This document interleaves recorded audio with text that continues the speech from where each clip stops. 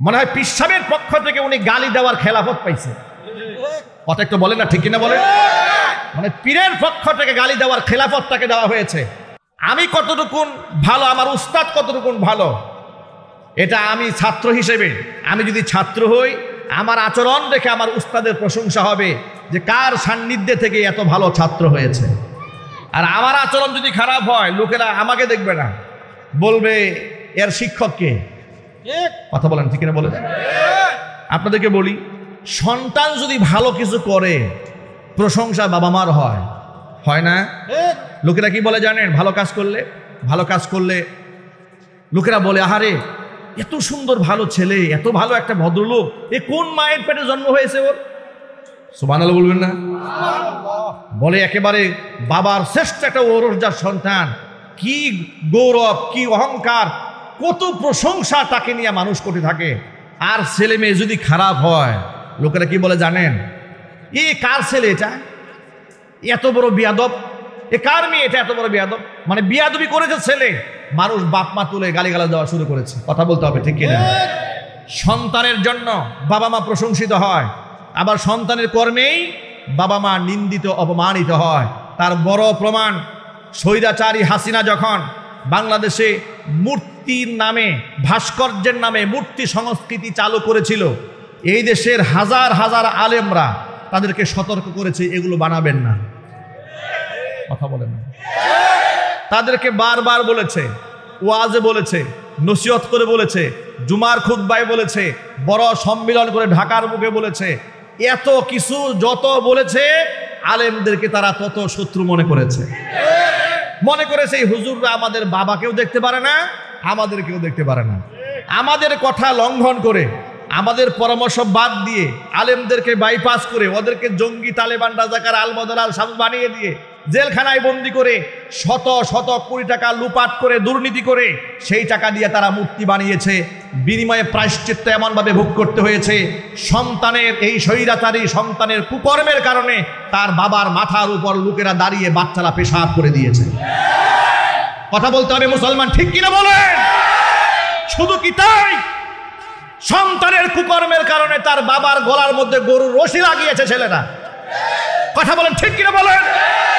আর গলায় রশি দিয়ে যখন টানে, এই দৃশ্য দেখার জন্য লক্ষ জনতার সামনে দাঁড়িয়ে আনন্দ করেছে। সন্তানের কুকর্মে বাবা মার দুর্নাম হয়, মুরিদের কুকর্মে পীর সাহেবের উপর প্রশ্ন তোলা যায় যে এত গালিগালাজে ডক্টরেট করা মুরিদ কোন দরবার থেকে শিক্ষা গ্রহণ করেছে। কথা বলেন, ঠিক কিনা বলেন? আর যাই হোক না কেন, যদি হক পীরের দরবারের মুরিদ হয়, আল্লাহর কসম, তার মুখ থেকে আলেমদের বিরুদ্ধে গালিগালাজ বের হবে না। এটা যে সত্য, আপনাদের সন্দেহ আছে নাকি? সুতরাং নিজের আয়নায় চেহারা দেখুন। সারা বছর ধরে শুধু মাইকিং এ হক আর হক বললে হবে না, আমল দিয়ে প্রমাণ করতে হবে হক। কথা বলুন, ঠিক কিনা বলেন? وقال تعالى في شان حبيبه ومحبوبه آمرا ومخبرا إن الله وملائكته يصلون على النبي يا أيها الذين آمنوا صلوا عليه وسلموا تسليما اللهم صل على محمد وعلى آل محمد كما صليت على إبراهيم وعلى آل إبراهيم إنك حميد مجيد اللهم بارك على محمد وعلى آل محمد كما باركت على إبراهيم وعلى آل إبراهيم إنك حميد مجيد। ঐতিহ্যবাহী গাজীপুর জেলার অন্তর্গত চান্দনা চৌরাস্তা প্রশান্ত কমপ্লেক্স সংলগ্ন আজকের এই ব্যবসায়ীদের উদ্যোগে সিরাতুন নবী সাল্লাল্লাহু আলাইহি ওয়াসাল্লাম মাহফিলের শেষ অধিবেশনের সম্মানিত সভাপতি সাহেব, আমন্ত্রিত হাজারাত, উলামায়ে কেরাম, মুরব্বিয়ানে এযম, অত্র এলাকা এবং পার্শ্ববর্তী এলাকার বিভিন্ন প্রান্ত থেকে ছুটে আসা দিন দরদি, ইমানদার, পরহেজগার, মুত্তাকি মুসলিম ভাইয়েরা, পর্দার অন্তরালে অবস্থানরত আমাদের সকলের শ্রদ্ধাভাজন পর্দানিসীন মা এবং বোনেরা, মহান আল্লাহ রব্বুল আলামিনের দরবারে লাখো কোটি শুকরিয়া আদায় করছি যে মহান মনিব আমাদেরকে আজকে এই একেবারে প্রতিকূল আবহাওয়ার মধ্যেও বৃষ্টির মধ্যে ভিজে ভিজে কোরআন শোনার মতো, আলোচনা করার মতো সবর দান করেছেন, ধৈর্য ধারণ করার তৌফিক দিয়েছেন। আমরা শুকরিয়া আদায় করে বলছি আলহামদুলিল্লাহ। রব্বানা লাকাল হামদ হামদান কাসীরা তাইয়িবান মুবারাকান ফীহি। রব্বানা লাকাল হামদু কামা ইয়ানবাগি লিজালালি ওয়াজহিকা ওয়া আযীমি সুলতানিকা। আল্লাহ রব্বুল আলামিন আজকের সিরাতুন নবী সাল্লাল্লাহু আলাইহি ওয়াসাল্লাম মাহফিলকে কবুল করুন। সিরাতুন নবী সাল্লাল্লাহু আলাইহি ওয়াসাল্লাম মাহফিলের আয়োজক, উদ্যোক্তা, এর সাথে সংশ্লিষ্ট সম্পর্কিত সকল ব্যক্তিদেরকে আল্লাহ মাফ করে দেন। আমিন। অত্র এলাকার সমস্ত মুর্দিগানের কবরে আযাবকে আল্লাহ তাআলা মাফ করে দেন। আমিন। এই মাহফিলটি আল্লাহ তাআলা আমাদের সকলের হেদায়েতের জারিয়া হিসেবে কবুল করুন। আমিন। সিরাতুন নবী সাল্লাল্লাহু আলাইহি ওয়াসাল্লাম, সিরাত মানে হচ্ছে নবী করিম সাল্লাল্লাহু আলাইহি ওয়াসাল্লামের জীবন চরিত। আল্লাহর হাবিব সাল্লাল্লাহু আলাইহি ওয়াসাল্লাম কেমন জীবন যাপন করেছেন, তার লাইফ স্টাইলটা কেমন ছিল, তার দর্শন কি ছিল, তার শিক্ষা কি ছিল, তার আদর্শ কি ছিল। দেখুন, পৃথিবীতে যত আম্বিয়া আলাইহিমুস সালাতু ওয়াস সালাম দুনিয়াতে এসেছিলেন, আল্লাহ পাক কোনো নবীকে গোটা জাতির জন্য নবী হিসেবে পাঠাননি। একমাত্র একজন নবীকে আল্লাহ রব্বুল আলামিন গোটা জাতির জন্য নবী হিসেবে পাঠিয়েছেন। তিনি হচ্ছেন নবিয়ুনা মুহাম্মদুর রাসূলুল্লাহ সাল্লাল্লাহু আলাইহি ওয়াসাল্লাম। আল্লাহর নবী সাল্লাল্লাহু আলাইহি ওয়াসাল্লামের মাত্র 23 বছরের নবুয়তের জীবনের ব্যাখ্যা বিশ্লেষণ লিখতে লিখতে ঐতিহাসিক এবং মুআররিখগণ সিরাতের কিতাবের হাজার হাজার পৃষ্ঠা, লক্ষ লক্ষ অক্ষর ভরে ফেলেছে। নবী করিম সাল্লাল্লাহু আলাইহি ওয়াসাল্লামের জীবন চরিত্র লিখে তারা শেষ করতে পারেন নাই। আল্লাহু আকবার বলেন। আল্লাহু আকবার। কারণ হচ্ছে এই, আয়েশা রাদিয়াল্লাহু তাআলা আনহার ভাষ্য অনুযায়ী খুলুকুহু আল কোরআন, কোরআন যেমন শুরু আছে, বাহ্যিক দৃষ্টিতে শেষ আছে, এর ব্যাখ্যার যেমন শেষ নাই, নবুয়তের মাত্র 23 বছর জীবনে আল্লাহ পাক গোটা উম্মাহকে, গোটা জাতিকে এত সুন্দর জীবন দর্শন উপহার দিয়েছেন। এর এক একটা জীবনের পাঠ নিয়ে, অধ্যায় নিয়ে গবেষণা করতে করতে মানুষ জীবন শেষ করে দিচ্ছে, কিন্তু নবী করিম সাল্লাল্লাহু আলাইহি ওয়াসাল্লামের গোটা জীবনের সমস্ত দিক গবেষণা করে মানুষ শেষ করতে পারছে না। আল্লাহু আকবার বলেন। আমি আজকের এই বৃষ্টি স্নাত অবস্থায় ছোট্ট একটা শিক্ষা আলোচনা করব বর্তমান প্রেক্ষাপটকে কেন্দ্র করে। আমরা এমন একটা ধর্ম পেয়েছি, আমাদের ধর্মের শিক্ষক হচ্ছেন হযরত উলামায়ে কেরাম, ঠিক কিনা বলেন? আমাদের ধর্মের শিক্ষক কারা? উলামায়ে কেরাম হচ্ছেন তারা শিক্ষক, ওয়ারাসাতুল আম্বিয়া, নবীগণের ওয়ারিস। তাদের কাছ থেকে উম্মাহ কোরআন সুন্নাহর আদর্শ গ্রহণ করে। নবী করিম সাল্লাল্লাহু আলাইহি ওয়াসাল্লামকে পৃথিবীর শ্রেষ্ঠ চরিত্রের আধার বলা হয়, যার চরিত্রের ব্যাপারে আল্লাহ কোরআনে প্রশংসা করেছেন, কসম করেছেন, ওয়া ইন্নাকা লাআলা খুলুকিন আযীম। হে নবী, আপনি ছোটখাটো চরিত্রের অধিকারী নন, আপনি মহান চরিত্রের অধিকারী। এতটা মহান চরিত্রের অধিকারী আল্লাহর নবী ছিলেন, তিনি জানতে পেরেছিলেন ইহুদিরা তাকে খাদ্যে বিষ মিশিয়ে হত্যা করতে চেয়েছিল। নবী করিম সাল্লাল্লাহু আলাইহি ওয়াসাল্লাম তিনি জেনেছিলেন তাকে জাদু করে 6 মাস পর্যন্ত ইহুদিরা কষ্ট দিয়েছিল। স্বাভাবিক সেন্স আল্লাহর নবী সাল্লাল্লাহু আলাইহি ওয়াসাল্লামের 6 মাস ছিল না, অনেক কষ্ট পেতেন, স্মৃতি থেকে অনেক কথা ভুলে যেতেন অনেক কথা তিনি। কিন্তু তারা কারা করেছে তাদের নাম ও রসুল জানতেন। জিবরিল মারফত 6 মাস পরে সূরা ফালাক, সূরা নাস নাজিল করে আল্লাহ পাক নবী করিম সাল্লাল্লাহু আলাইহি ওয়াসাল্লামের এই অসুখকে দূর করার ব্যবস্থা করেন। তাকে জানানো হয় কে এই কাজটা করেছে। আল্লাহর নবী সাল্লাল্লাহু আলাইহি সাল্লাম তার কাছ থেকে কোনো প্রতিশোধ গ্রহণ করেননি। আমি রসুলের জীবনের এই ছোট্ট একটা অংশ থেকে আমি আপনাদেরকে এই সবকটা শোনাতে চাই। আল্লাহ পাক যখন মানুষকে ডাকবেন, ইয়া আইয়াতুহান নাফসুল মুতমাইন্নাহ, হে পবিত্র আত্মা, ইয়া আইয়াতুহান নাফসুল মুতমাইন্নাহ, হে পরিতৃপ্ত আত্মা, কলুষিত আত্মা নয়, একেবারে কদর্যপূর্ণ আত্মা নয়, যে আত্মার মধ্যে রিয়া নাই, সুমাত নাই, হিংসা নাই, বিদ্বেষ নাই, অহংবোধ থেকে যারা নিজেদেরকে পরিত্রাণ করেছে, যারা রবের সামনে সেজদা নিয়ে নিজের অহংবোধকে ধ্বংস করেছে, আমিত্বকে মিটিয়ে দিয়েছে, যারা পৃথিবীতে যা করেছে আল্লাহর জন্য করেছে, এমন পবিত্র আত্মাদেরকে ডেকে বলবেন আল্লাহ রাব্বুল আলামিন, ইয়া আইয়াতুহান নাফসুল মুতমাইন্নাহ ইরজিই ইলা রাব্বিকি রাদিয়াতাম মারদিয়া, তুমি তোমার রবের দিকে ফিরে আসো এই অবস্থায় তুমি নিজেও সন্তুষ্ট, তোমার উপরে আল্লাহ পাক সন্তুষ্ট। ফাদখুলি ফি ইবাদি,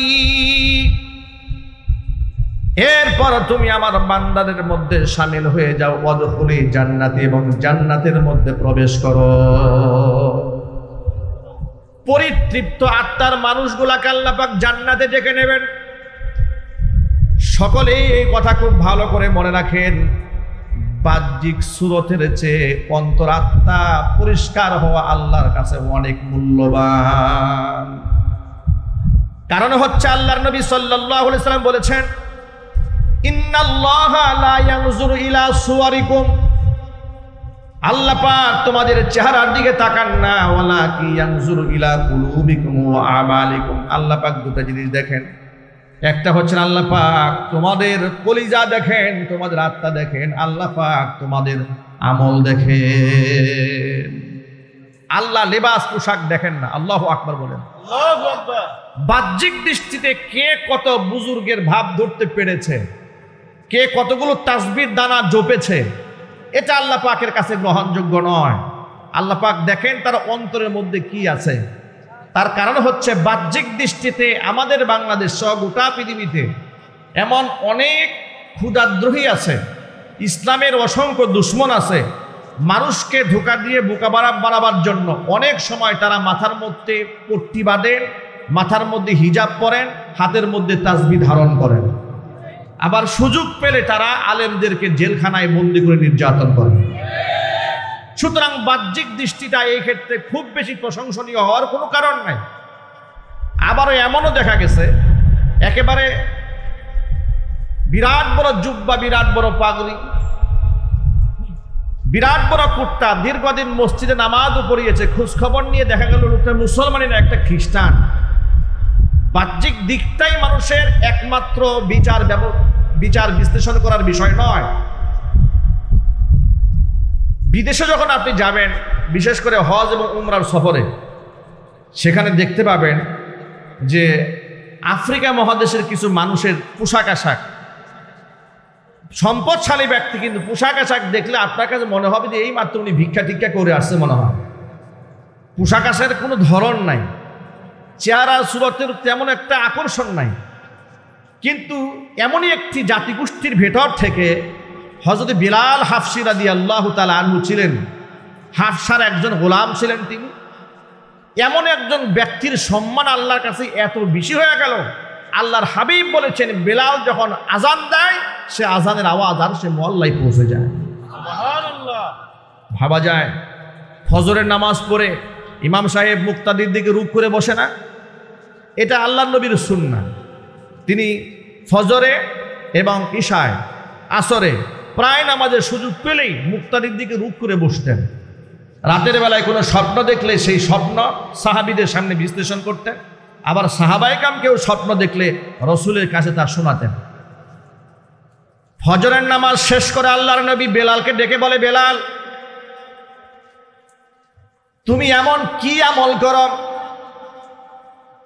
এমন স্পেশাল আমল তোমার কি আছে? বেলাল রাদিয়াল্লাহু তাআলা আনহু বলছেন, ও আল্লাহর নবী তেমন স্পেশাল আমল আমার কিছু নাই, আপনি যা বলেন তাই করি। তবে ব্যক্তিগতভাবে একটা আমল করার চেষ্টা করি, সেটা হলো আমার যখন জরুরতের প্রয়োজন হয়, জরুরত সারার পরে আমি ওযু করি, আর ওযু করে আমি কখনো নাপাক থাকি না, ওযু করে তাহিয়াতুল ওযু 2 রাকাত নামাজ আদায় করি। এই আমলটা আমি সব সময় করি।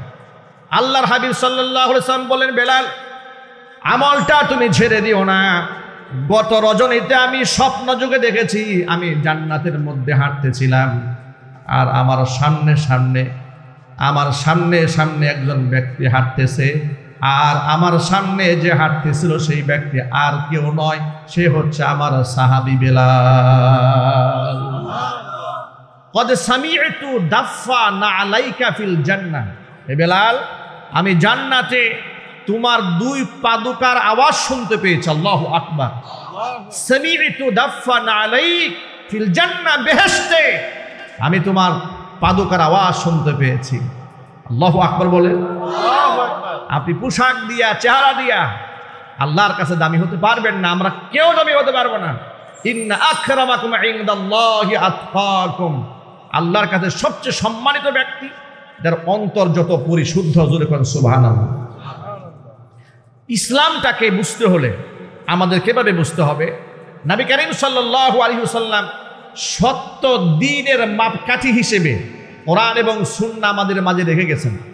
আল্লাহর হাবিব বলেছেন, ইন্না হাদাল কুরআনা সাবাবুন, কোরআন হচ্ছে এমন একটা রশি, তরফুহু বিআইদিল্লাহি ওয়া তরফুহু বিআইদিকুম। সাহাবীরা শোনো, কোরআন এমন একটা রশি যে রশির এক মাথা আল্লাহর হাতে, আরেক মাথা বান্দা তোমাদের হাতে। আল্লাহু আকবার বলেন তো। আচ্ছা, আপনাদেরকে সহজে বোঝাবার জন্য একটা কথা বলি।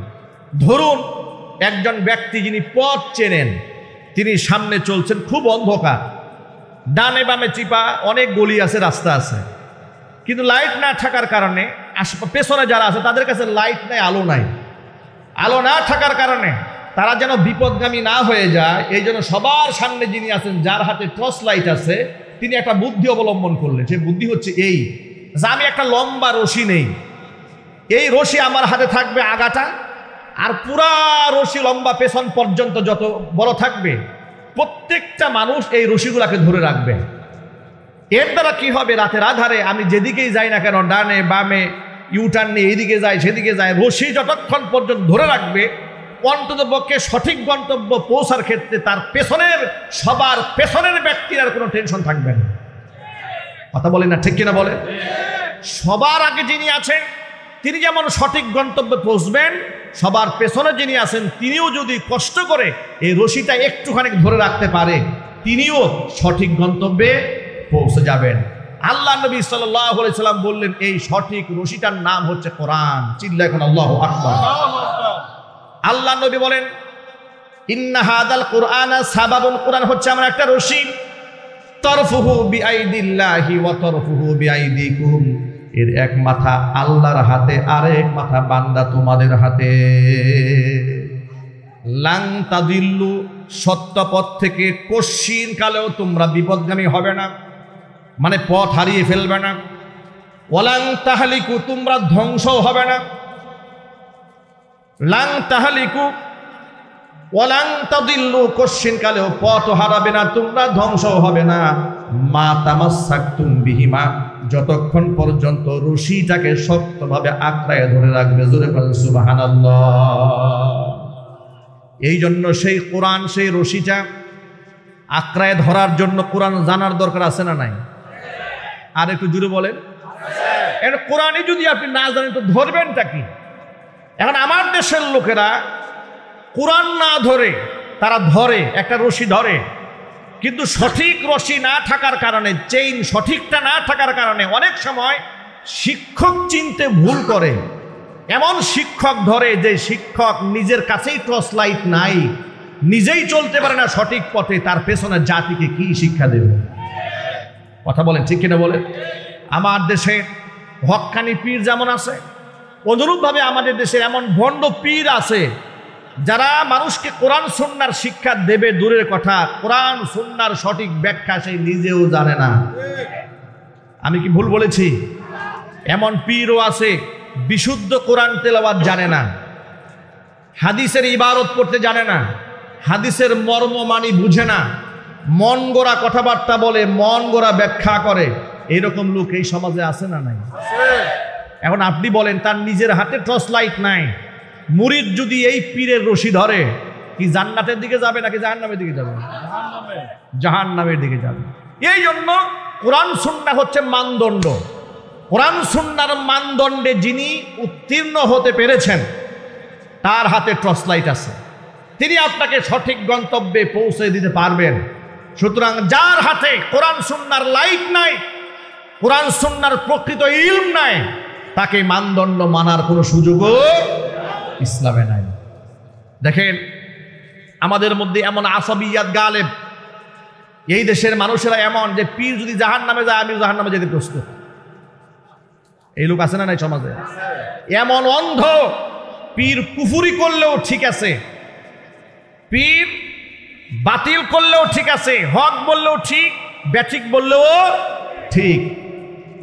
এটাকে বলা হয় কোরআনের ভাষায় ইত্তাখাযু আহবারহুম ওয়া রুহবানাহুম আরবাবাম মিন দুনিল্লাহ। যে কাজটা করে ইহুদি আর খ্রিস্টানরা ধ্বংস হয়ে গিয়েছিল, কোরআন বলছে ইত্তাখাযু আহবারহুম ওয়া রুহবানাহুম, তারা তাদের ধর্মযাজকদেরকে গ্রহণ করেছিল আরবাবাম মিন দুনিল্লাহ, আল্লাহকে বাদ দিয়া রব বানিয়ে বসেছিল তাদের ধর্মযাজকদেরকে।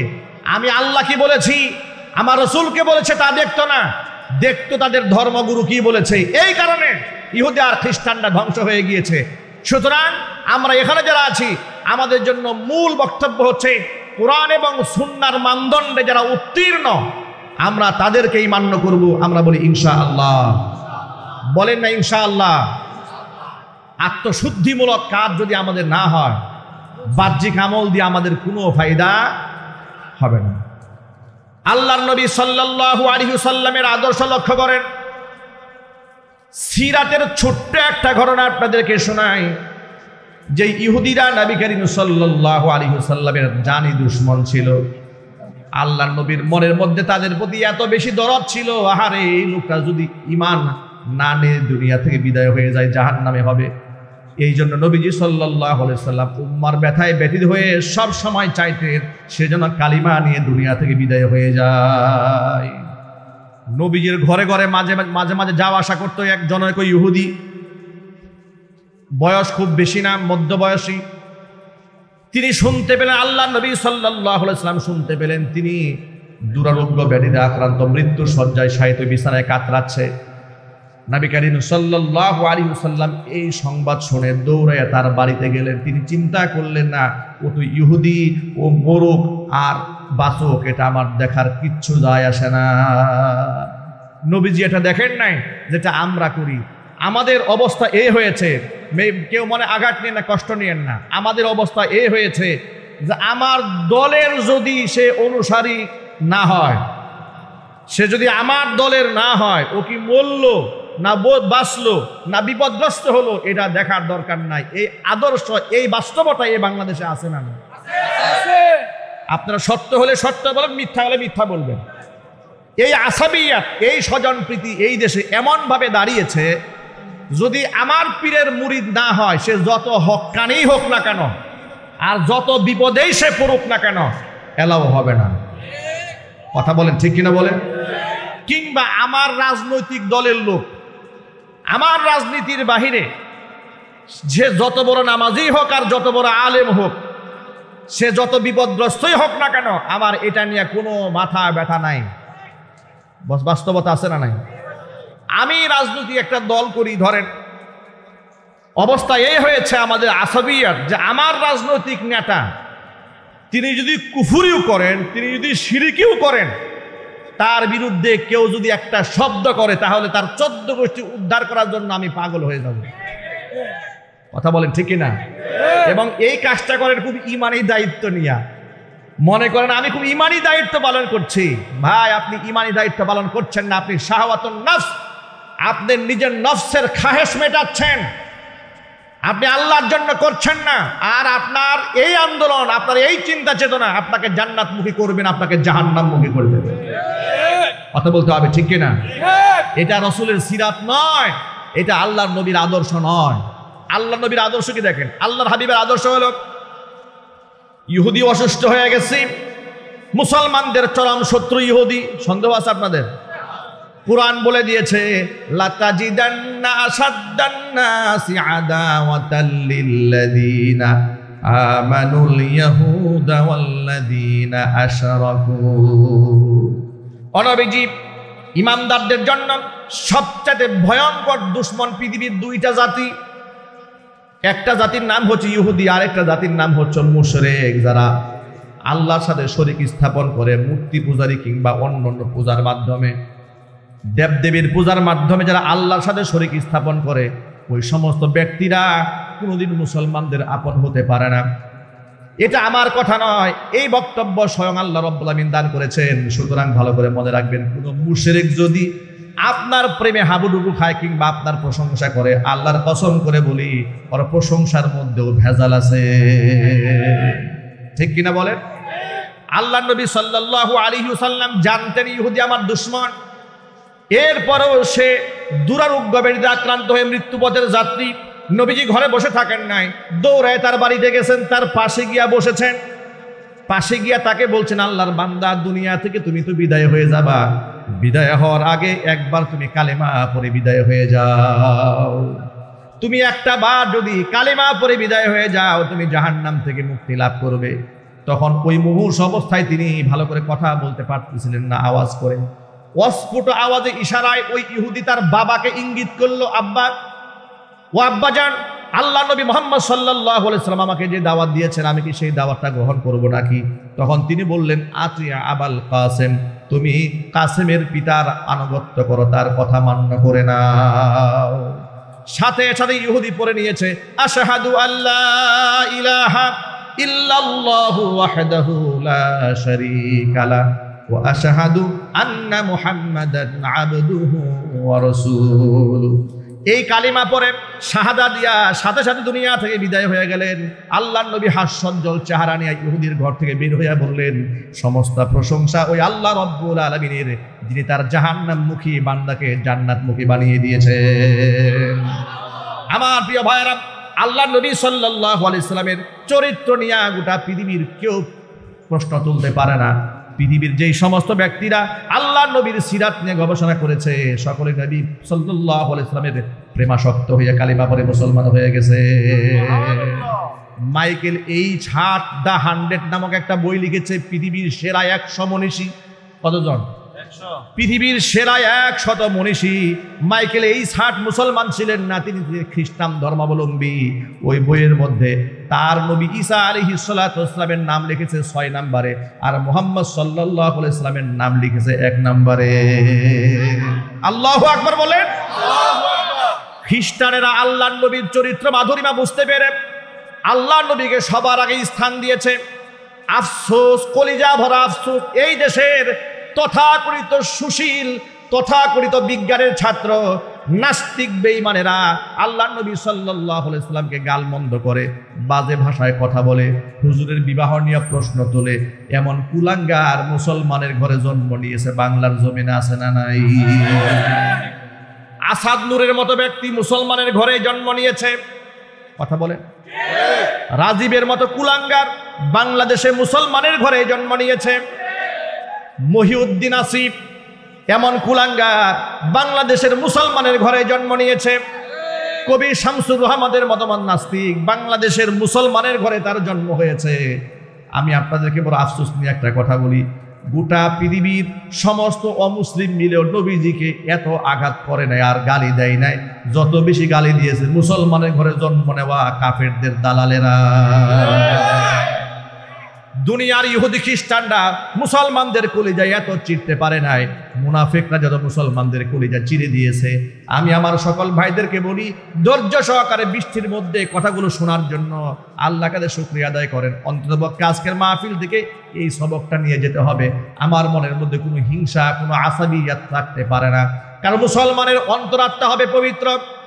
কে আমার দলের, কে আমার পীরের মুরিদ, কে আমার রাজনীতির দলের ব্যক্তি, কে আমার রাজনীতির বাহিরে, ওই চিন্তা না করে দেখতে হবে হকের ব্যানারে ইসলামের পথে রাখার জন্য, থাকার জন্য আমার আন্দোলন। একজন মুসলমানের প্রতি এতটুকু দরদ মোহাব্বত রাখতে হবে। কুরআন বলে দিয়েছে, ইন্নামাল মুমিনুনা ইখওয়া, নিশ্চয়ই মুমিনরা একে অপরের ভাই। ফাআসলিহু বাইনা আখাওয়াইকুম, যদি মুসলমানদের মধ্যে কোনো ব্যাপারে দ্বিমত দেখা যায়, বিচ্ছিন্নতা দেখা যায়, তাহলে তোমরা বিচ্ছিন্নতার মধ্যে আগুনের মধ্যে ঘি এবং পেট্রোল ঢেলে দিয়া আগুনকে উত্তপ্ত করে দিও না। ফাআসলিহু বাইনা আখাওয়াইকুম, উভয়ের মধ্যে সংশোধনমূলক কথা বলে এটা জোড়া লাগাইয়া দাও। আল্লাহু আকবার বলেন। ওয়াত্তাকুল্লাহ, আর এই ক্ষেত্রে ভয় করো আল্লাহকে। লাআল্লাকুম তুরহামুন, যাতে করে তোমাদের উপর আমি আল্লাহর রহমত নাজিল হয়। প্রিয় ভাইরা, মুমিন এবং মুসলমানদেরকে ঐক্যবদ্ধ হওয়া ছাড়া কোনো রাস্তা নাই। আজকে বাংলাদেশ দ্বিতীয়বারের মতো স্বাধীনতা লাভ করেছে। কথা বলতে হবে ঠিক কিনা? একবার স্বাধীন হয়েছিল ৭১-এ, কিন্তু আমাদের শত্রু রাষ্ট্র এই দেশে কিছু ভাড়াটিয়া দালালদের মাধ্যমে আমাদের সেই স্বাধীনতা ছিনতাই করে নিয়ে গিয়েছিল। ওরা আমাদের স্বাধীনতা এমনভাবে হরণ করেছিল, আমাদের কথা বলার স্বাধীনতা পর্যন্ত ওরা কেড়ে নিয়েছিল। আমাদের দ্বীনের দাওয়াতের মিশনে প্রতিনিয়ত বাধা প্রদান ওরা করেছে। আলেমদেরকে স্বাধীনভাবে কথা বলতে দেয়নি। জেল, জরিমানা, মামলা, মুকদ্দমা, হামলা, হুমকি, ধামকি, দেশান্তর ইত্যাদি করে করে গোটা বাংলাদেশের মধ্যে এক নির্লজ্জ ইতিহাস তৈরি করেছে। আল্লাহ পাকের গজবে তারা দূর হয়েছে। গোটা মুসলিম জাতি আজ তাকিয়ে আছে গোটা আলেমদের দিকে। আমি আপনাদেরকে আহ্বান জানাবো, আলেমদের মধ্যে বিভেদ তৈরি হয়, আলেমদের মধ্যে দূরত্ব তৈরি হয়, এমন কোনো ভূমিকা যেন আপনি সাধারণ মানুষ হয়ে না রাখেন। আলেমদের মধ্যকার যদি কোনো ব্যাপারে দ্বিমত দেখা দেয়, তার সংশোধন আলেমরা নিজেরাই করে নেবে। কথা বলতে হবে ঠিক কিনা?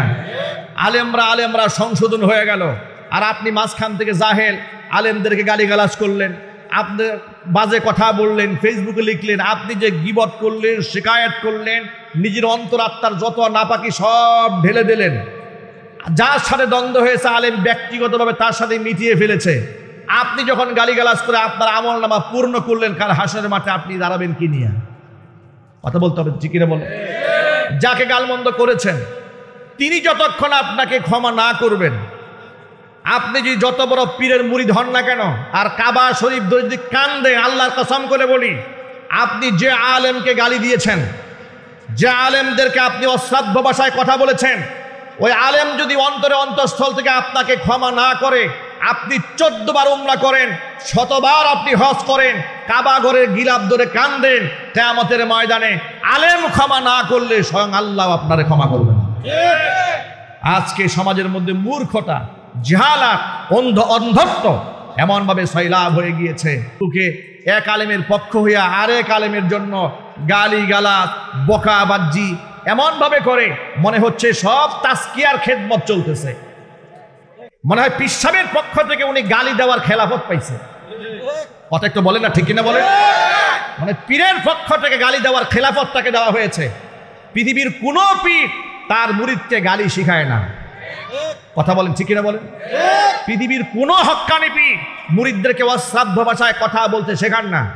সুতরাং আমি কতটুকুন ভালো, আমার উস্তাদ কতটুকুন ভালো, এটা আমি ছাত্র হিসেবে, আমি যদি ছাত্র হই, আমার আচরণ দেখে আমার উস্তাদের প্রশংসা হবে যে কার সান্নিধ্যে থেকে এত ভালো ছাত্র হয়েছে।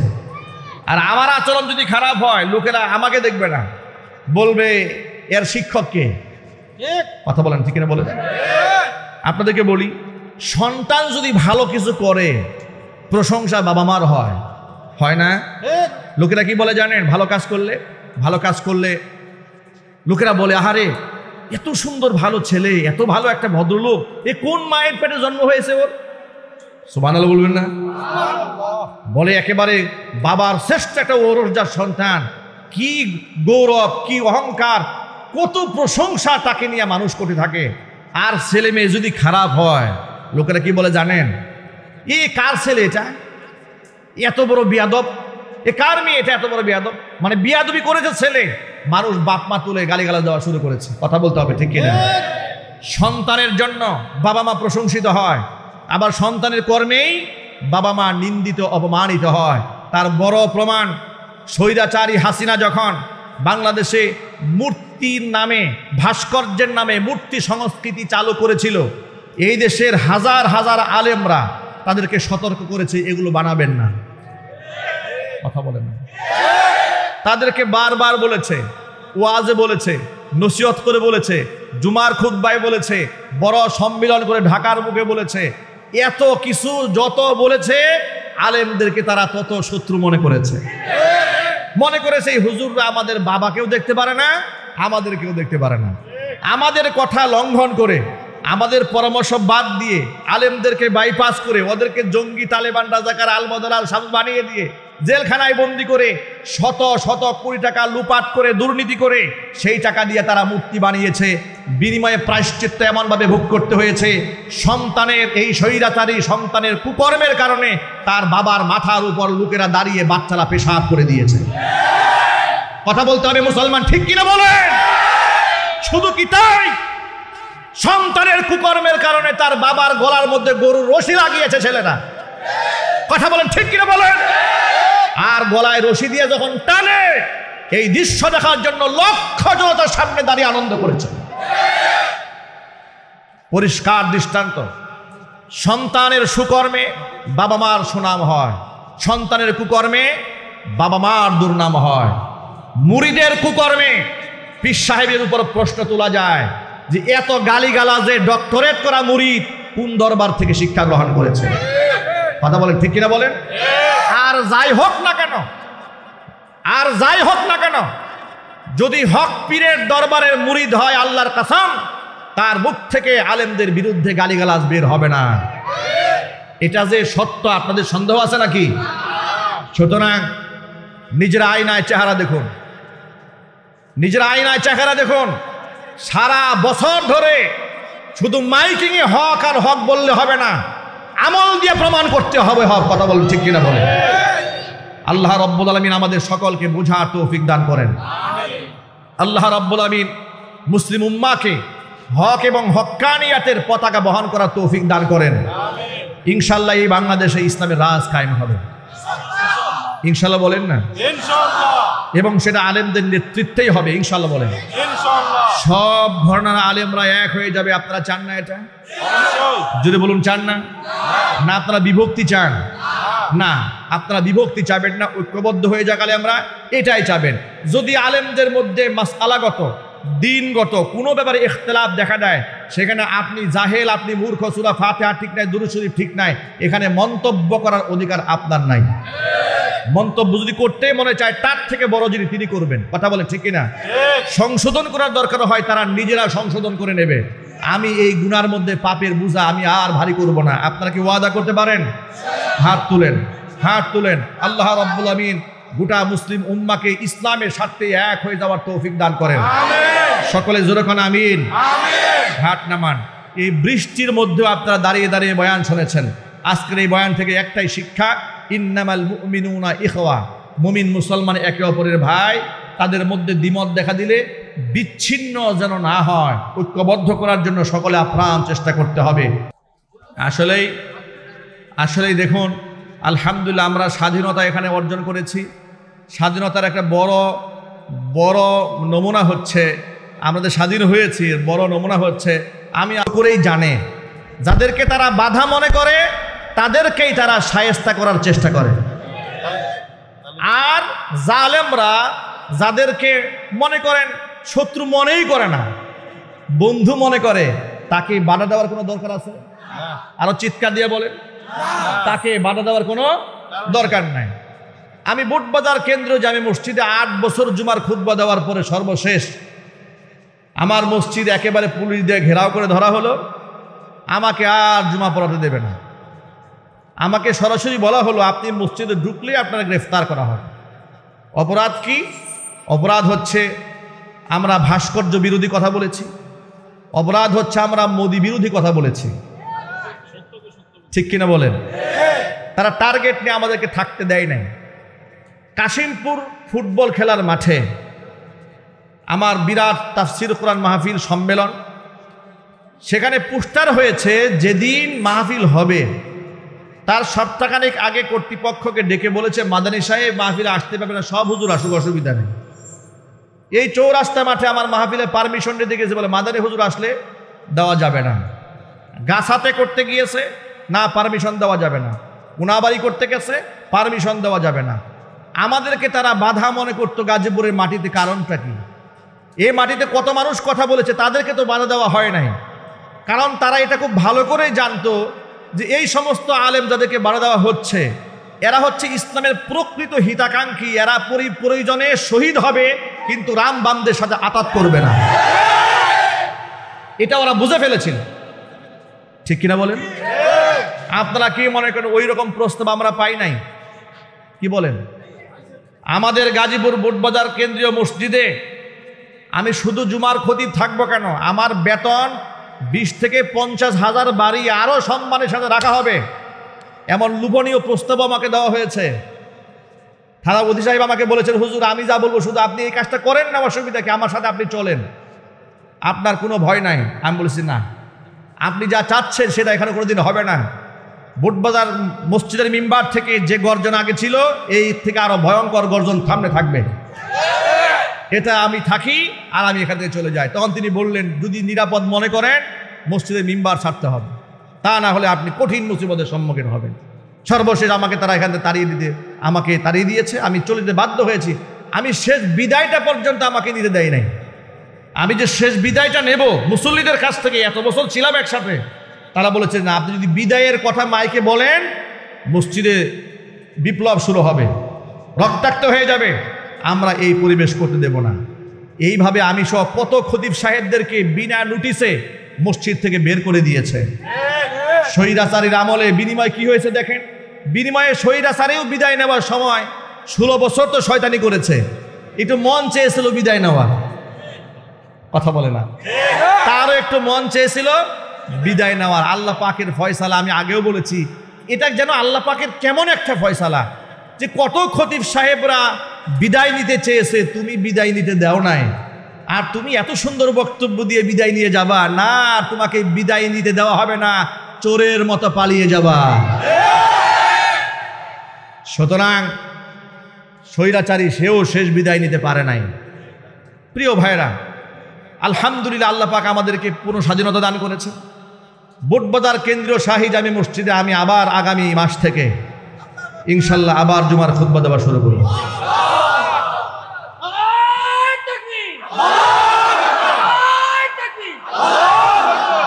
প্রত্যেক মাসের প্রথম 2 জুমা বুটবাজার কেন্দ্রীয় জামে মসজিদ, বাকি 2 জুমা ঐতিহাসিক আম্বর শাহ শাহী জামে মসজিদ, কাউরান বাজার, ঢাকা। এই 2 মিম্বার থেকে আমার খুতবা ইনশাআল্লাহ আপনারা ধারাবাহিকভাবে শুনতে পাবেন। এমনকি গাজীপুরে যতগুলা মাহফিল ওরা নিষিদ্ধ করেছিল, এই বছর আমি সব মাহফিল দাওয়াত নতুন করে গ্রহণ করেছি ইনশাআল্লাহ। গাজীপুরের মাটিতে এই বছর ইনশাআল্লাহ এমন কোনো বড় ওয়াল থাকবে না যেখানে আমাদের মাহফিলের পোস্টার থাকবে না। আপনাদের সব মাহফিলের মধ্যে হকের আওয়াজকে জমিনে প্রতিষ্ঠা করার জন্য জীবন বাজি রেখে আপনাদের প্রস্তুত থাকতে হবে। যদি আমাদের মাহফিল, আমাদের কর্মসূচি, আমাদের মিশন, আমাদের ভিশনে যদি কেউ বাধা হয়ে দাঁড়ায়, স্বৈরাচারী হাসিনাকে যেমন জুতা পিটা করে বিদায় করেছি, এর থেকেও কঠিনভাবে বাতিলদেরকে মোকাবেলা করতে আপনারা প্রস্তুত আছেন কি? আমি তো হাত দেখি।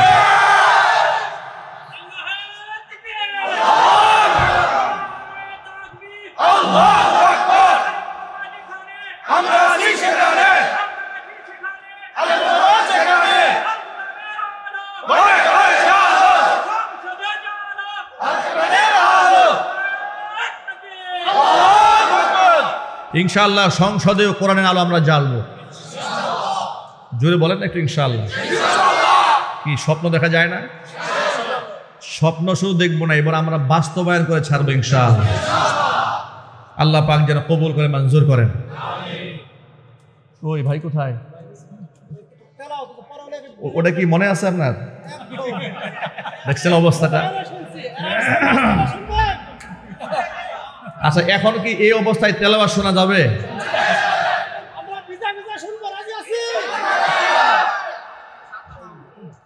সুবহানাল্লাহ। এই বৃষ্টিতে সব ভিজা শেষ, সব শেষ। আউযু বিল্লাহি মিনাশ শাইতানির রাজীম।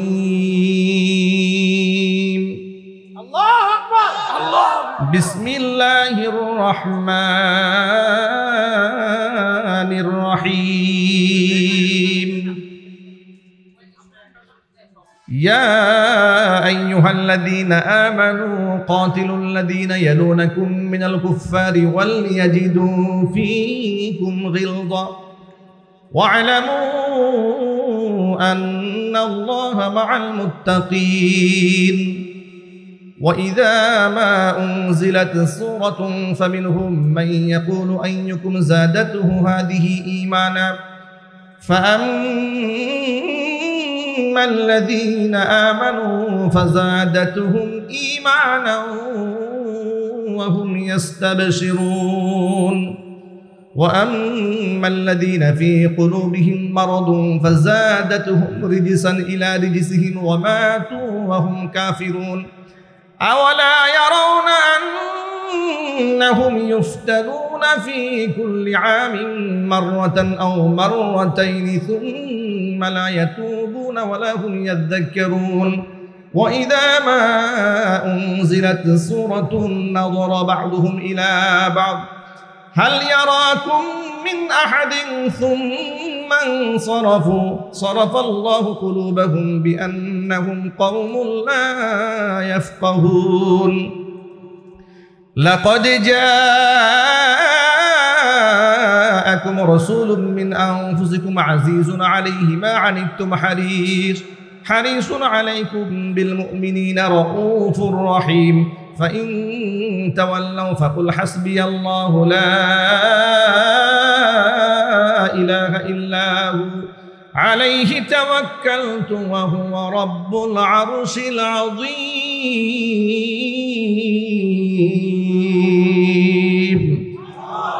صدق الله العلي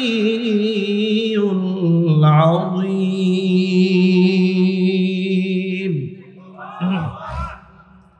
আল্লাহ রাব্বুল আলামিন কোরআনের তিলাওয়াতের প্রতি যে মহব্বত আমাদের দান করেছেন, আল্লাহ পাক যেন এইরকম তিলাওয়াত, এর থেকে উত্তম তিলাওয়াত আমাদের ঘরে ঘরে করার জন্য আল্লাহ হাফেজ কোরআন তৈরি করে দেন। আমিন। জোরে করে আমিন। আমি আপনাদেরকে একটা সুসংবাদ দিচ্ছি। দেখুন, ওরা তো আমাকে বুটবাজার থেকে উৎখাত করতে চেয়েছে।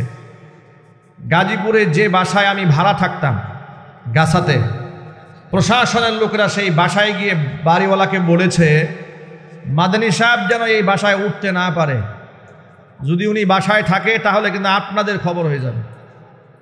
ওরা আমাকে ভাড়া বাসায় থাকতে দেয় নাই। আল্লাহ তাআলা আমাকে এই গাজীপুরের মাটিতে ভূখণ্ডে এক টুকরো জমি ক্রয় করে একেবারে স্থায়ীভাবে নিজের বাড়ি করার তৌফিক দান করেছেন। ওরা আমাকে ভাড়া বাড়ি থেকে তাড়িয়ে দিয়েছে, আল্লাহ নিজ বাড়িতে বসিয়ে দিয়েছে। জাজর প্রাইমারি স্কুলের সামনে আলহামদুলিল্লাহ আমরা মাদানী টাওয়ার করেছি। সেই টাওয়ারে আমরা আন্তর্জাতিক মানের হিফজখানা তৈরি করেছি আলহামদুলিল্লাহ। আমাদের সন্তানদেরকে আমরা কোরআনে কারিমের এই প্র্যাকটিস করাই।